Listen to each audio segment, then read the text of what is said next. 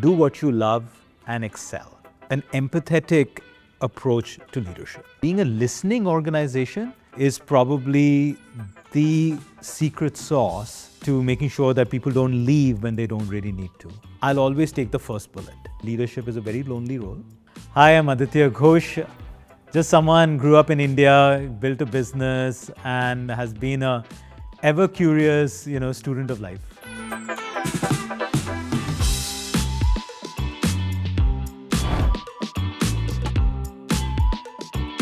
Hey Aditya, good afternoon and welcome to 𝐂𝐚𝐲. It's an absolute privilege to have you here with us today. Thank you. Thank you for having me here. Aditya, what turns a person into a leader of people and how do you become a true leader of people?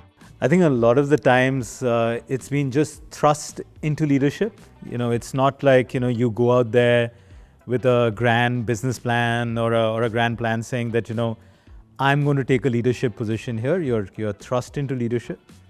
At the same time, right from childhood, right? Whether you're in a class or you're in a sports team or you're put into a situation or your aunt and uncle give you some, job to do or something. I think those are all training grounds to take responsibility. And taking responsibility is, I think, a key element of that. And then, the interesting thing, like you said, is like tying people together. That is making sure that you communicate very clearly. You tell them where we are supposed to be going. You acknowledge all the hardships and the obstacles that will come your way, and just be authentic about it. I think those are some of the things that work. Aditya, as somebody who has actually done this before, what do you think is the most important trait for a leader to take an idea from a pen and paper to a multi-billion-dollar business? The very first one is clarity of vision. Clarity of vision in the sense that, can you really see a gap in the market? There is a need that no one else is addressing, and what you are trying to do will address that gap. The second is tenacity, to be able to put in that hard work for 10, 15, 20 years in building something to scale. And the third is to constantly be able to learn and evolve and absorb from other people, where you are being able to adapt and stay relevant in the life of your consumers. How do you think the CEO of today is being measured on success versus, let's say, a decade ago? Well, today I think CEOs or leaders are measured across multiple disciplines. It's not just about delivering growth or delivering profitability, but how are you connecting to your consumers? How are you developing a community around your product? How are you coming across with your employees and colleagues? Are you the role that you're playing in the larger ecosystem? So it's like a much more interdisciplinary or transdisciplinary approach where leaders are kind of measured today. As someone who's chaired and sat on many boards, what do you think boards of today are not getting right? I think boards are overemphasizing on growth. And what they're not getting right is that often businesses are not mimicking real life. It's important for businesses and their growth story and their journey to mimic life, where life is not linear. Life does not grow at a certain CAGR every year. There are ups and downs, and you've got to be agile through all of this. And I think that's something that I think boards are not always getting right. How can entrepreneurs today face giant companies? Well, I think irrespective of which industry you're in, or irrespective of what is the scale of the business you're at, it again starts off with being able to see the larger market and say, you know what, there are lots of people, but there is something, or there are a bunch of things that these legacy carriers or competitors are not being able to address. There is some need of the consumer that is being left unmet. If you can hone in on that and are able to create a product that directly meets the needs of the consumer, I think that's probably that silver bullet that you need to build a great business, even as a challenger brand. Why do you think people leave jobs, and what do you think leaders can do to ensure people don't leave because of bad managers? Oh, I think, organizations, much like human bodies, become old and bureaucratic and slow. Just like, when you grow up and the human body begins to age, there are things that you can't do which you could do as a kid. your arteries start getting clogged, then your agility starts coming down. And just by putting out a New Year resolution, you're not going to lose weight, or you're not going to become any more agile. So you got to get up in the morning and you go for a run, you got to watch what you eat, and you got to stay disciplined. And basically that's how you start declogging your arteries, right? Organizations are the same way. The system starts taking over, the arteries start getting clogged, and things start slowing down, and people become bureaucratic, and layers and layers and layers get developed. And just like the New Year resolution, just right, putting a vision or a mission statement is the equivalent of a New Year resolution. That's not what's going to make the company, or into an organization, into an institution. And so the ways to declog that artery is to be able to communicate, is to be able to go through layers, is to be able to, keep your eyes and ears open, be open to listening. And I think being a listening organization is probably the secret sauce to making sure that people don't leave when they don't really need to. I've often seen this, Aditya, that many leaders look for a connection with people in an interview. But how do you square that up with not creating mini-me versions of yourself in your leadership team? I think I learned along the way that creating a connect with people does not have to be based on what movies you watch and where you grew up and which school you went to and what language you speak. You're able to connect at a deeper level. And it almost does not matter what was your family background or educational background, right? So if you can find a way to really connect with the person, but also, and this is a lesson I learned, consciously go and surround yourself with people who are different from you. Whether it's a different gender, whether it's a different age group, whether it's a different academic background, whether it's a different business experience, go out there and consciously surround yourself with people who are different from you, and like I said, with complementary skills. Aditya, someone who's really passionate about women in leadership roles, how can organizations calculate or measure the positive impact of having more women leaders at the top? I'd actually take it at a broader level. I'd say there is clear evidence, and if you choose to look, there is clear evidence that the more diverse your discussions are, the more diverse there are thoughts around the table, the richer you become and the sharper you become in terms of your decision making. So having more women around you, or for that matter, other genders, or for that matter, people from other diverse backgrounds, I think all of that leads to wide-ranging, more relevant, business proposition. I mean, can you imagine, if you're addressing half the population of the world, and that half of the population does not have a seat on your table, I mean, how bizarre is that situation? So, I mean, I think having more women in leadership or in decision making or in the workforce is one step of it, but then it should kind of, broaden into diversity and equity and inclusion in the broadest sense of the word. And how do we address concerns, let's say, stemming from men, that they feel they're losing opportunities today due to a higher focus or bias towards diversity? Do you think reverse discrimination, therefore, is a myth that's creeping into corporate India? I wish that was remotely true. That that would mean that we have actually more women in the workforce, or for that matter, in the leadership, right? But data doesn't show that. Women's participation in the labor workforce is appalling, at an appallingly small number. Number of women who are chairpersons of boards of directors is a tiny number. We see less number of women in CXO positions, and why do we have more men? So therefore, I think this is an absolute myth, and I think one should not even sort of give dignity to this by discussing this. Let's get to the point where there are 50-50, and then we can discuss who's losing out and who's winning. Aditya, are there some common principles of leadership that you think Indian CEOs are exporting to the world? The biggest export is an empathetic approach to leadership. I think that is deeply cultural to India, where we come from communities and larger families, and we are we kind of grow up in an environment where you've got to adapt to, different people and get exposed to a variety of different people. And I think that sort of, empathy is, I think, what Indian leaders are bringing to the table.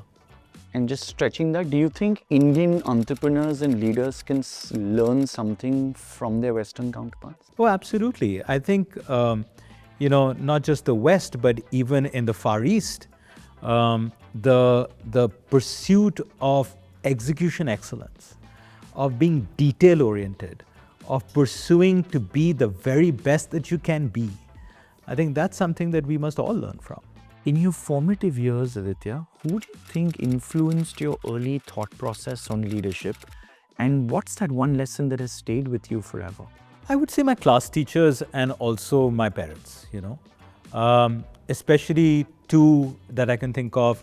My class teacher in class 9 and 10, Mrs. 𝐀𝐝𝐲, and my house mistress, and who was also our drama teacher, etc., Mrs. Lopez, and my parents.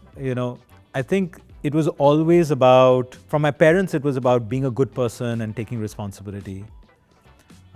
From these teachers, it was about, kind of giving me the opportunity to take leadership positions. I think that's kind of always stayed with me. 2 to 3 leaders that you've groomed under your tutelage that you're really proud of today?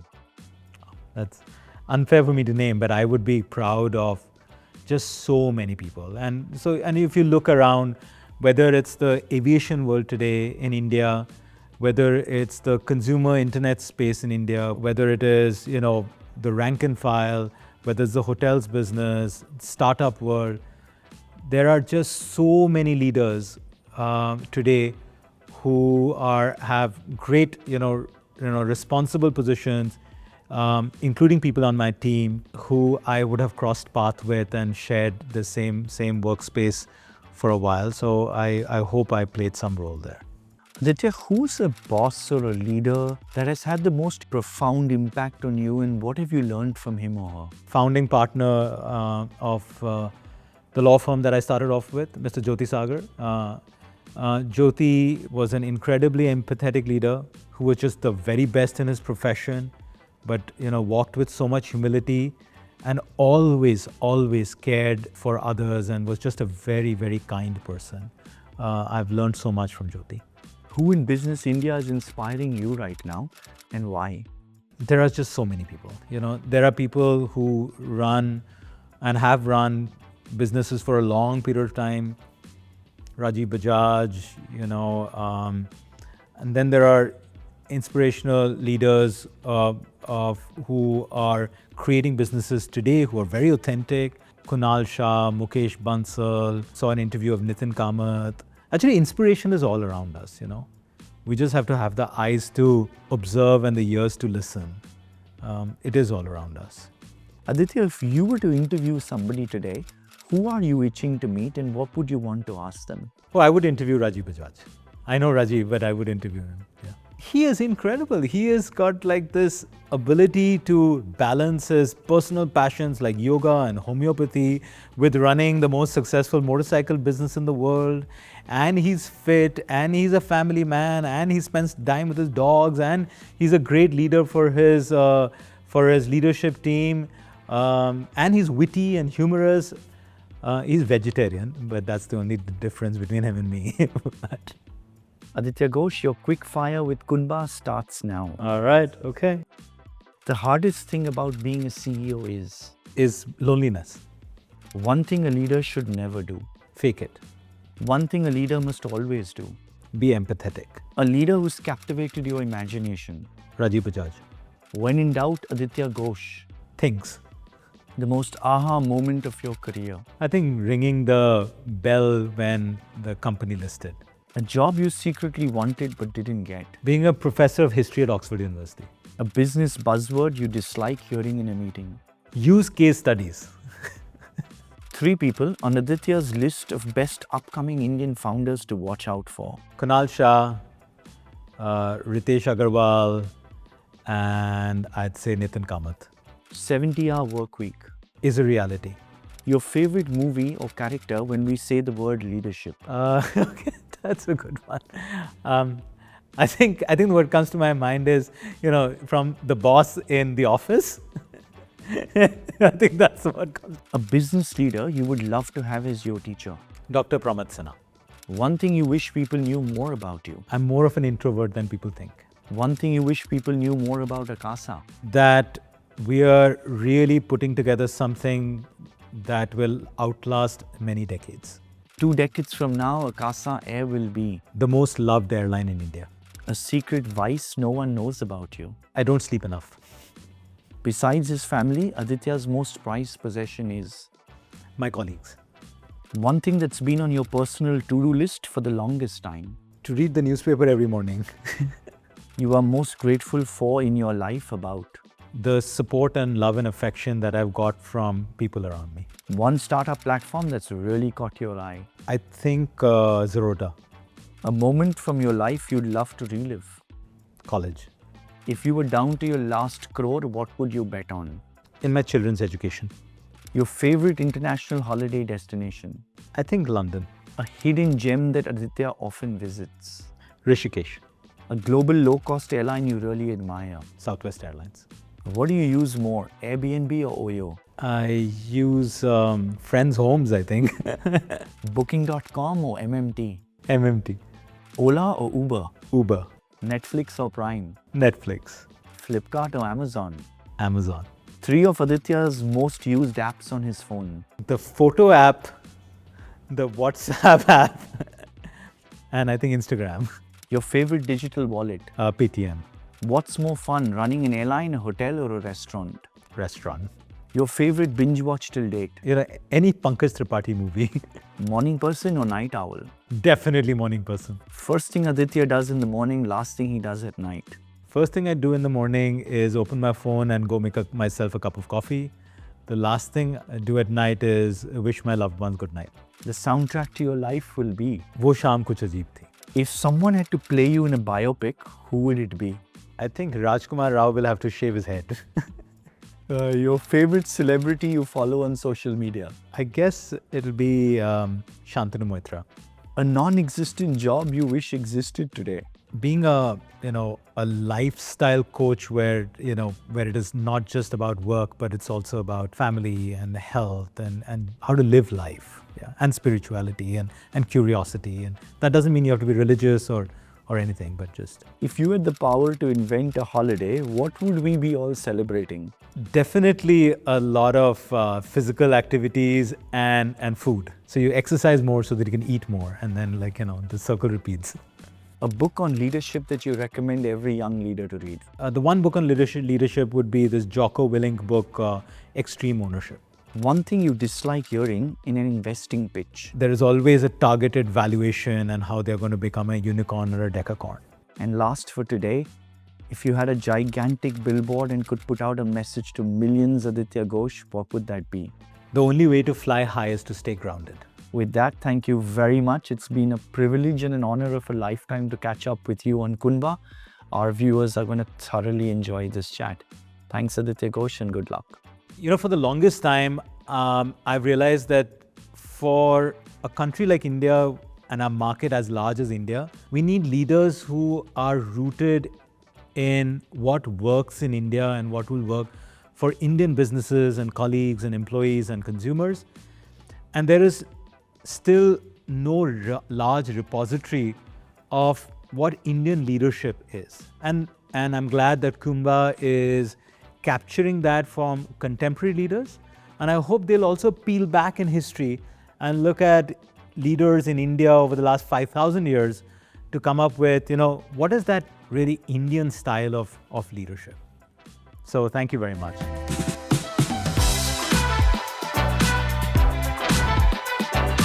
Quick 30 questions, here we go. Just one word answer.